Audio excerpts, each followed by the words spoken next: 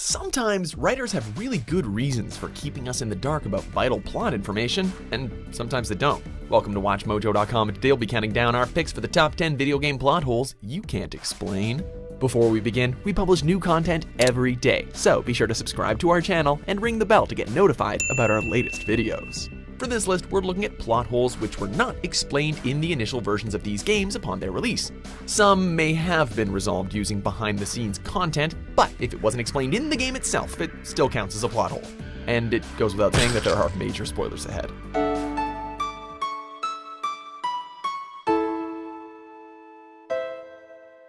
Number 10, Eli steals Sahelanthropus. Metal Gear Solid 5, The Phantom Pain. Goodbye, Father. I don't need you anymore.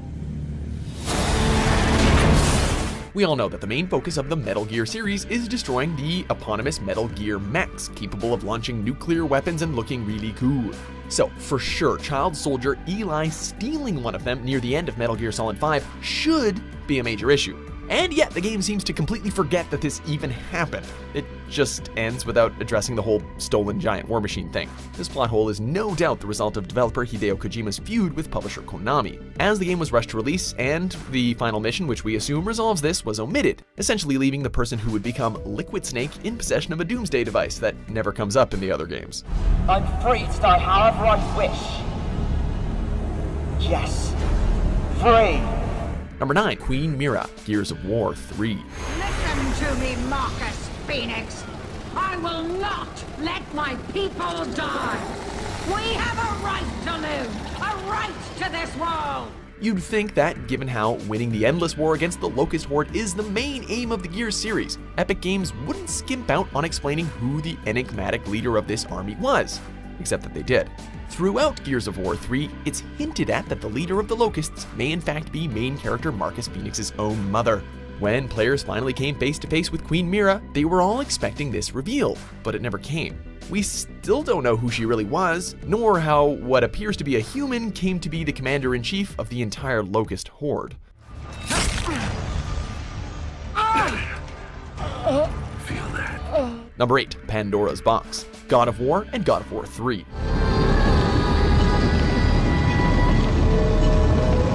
Kratos needs to absorb the power of Pandora's Box in order to kill Ares. The first time he tries to do this, Ares kills him instead and sends him to the underworld, where he only escapes thanks to a gravedigger later revealed to be Zeus in disguise. But by the third game, the central plot is that Zeus has become obsessed with killing Kratos in order to stop him from using Pandora's Box a second time in order to defeat him.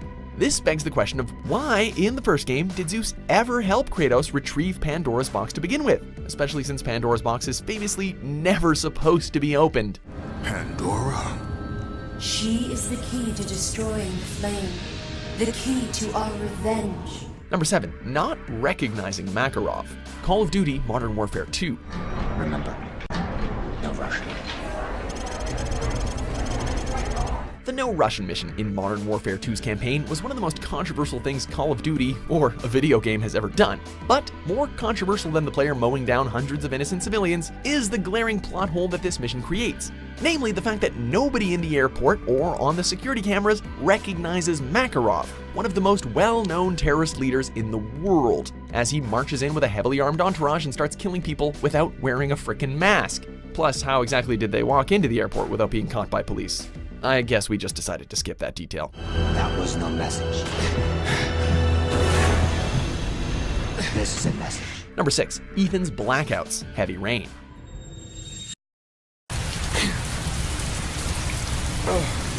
Ethan Mars is the tortured father of one dead son and one missing son who suffers from frequent blackouts. During these blackouts, he randomly shows up at another location holding an origami figure in his hand, convincing both Ethan and many a player that he was the origami killer.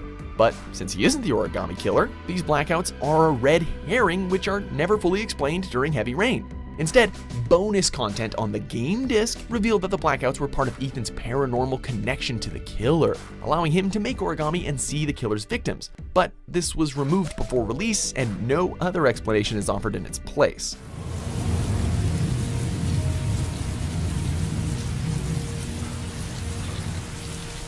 Number 5, 35% unemployment, and society is fine.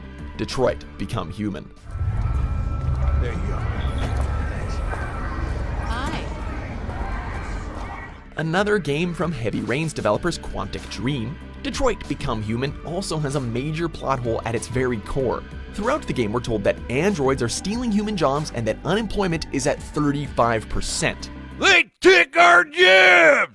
This would be the highest unemployment rate in US history, with the previous highest rate being 25% during the Great Depression. You know, the worst point in the economy ever.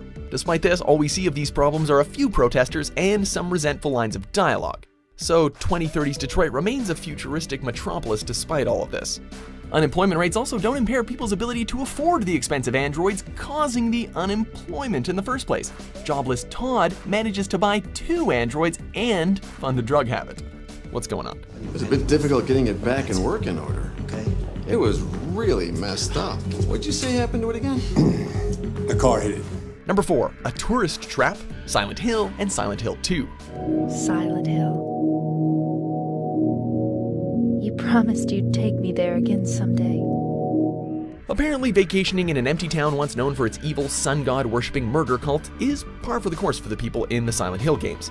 Silent Hill 2 tells us that James and Mary Sunderland's favorite vacation spot before her death, their special place, was Silent Hill. However, Silent Hill was set in 1993, which is at least 15 years after the demise of the cult and the abandonment of the town according to the game's own canon.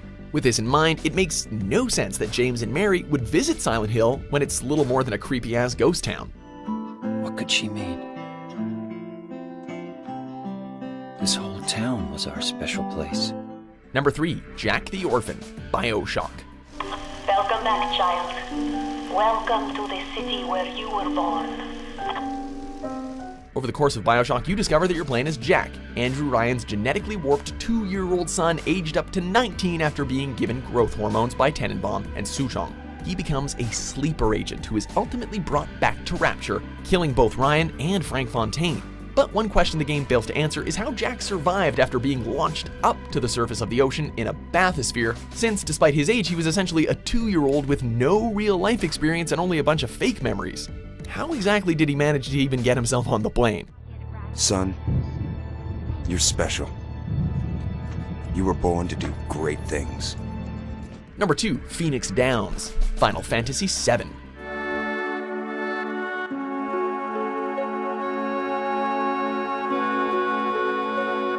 The Final Fantasy series, well, like pretty much every RPG ever, has revive potions that you can use to resurrect your fallen allies in battle, called Phoenix Downs. The existence of these potions means that death essentially becomes meaningless, except when it's convenient for the plot, that is. Like when Aerith dies partway through Final Fantasy VII. While you'll have used hundreds of Phoenix Downs during your campaign, now that there's an actual story reliant on a major character death, suddenly nobody has the idea to just bring Aerith back to life.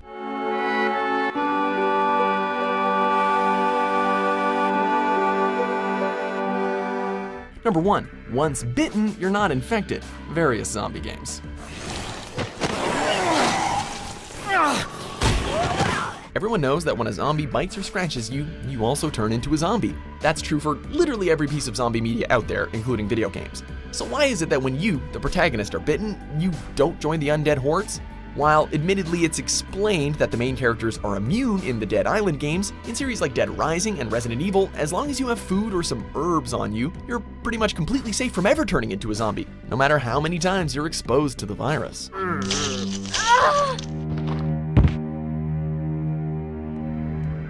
Do you agree with our picks? Check out these other great clips from WatchMojo and subscribe for new videos every day.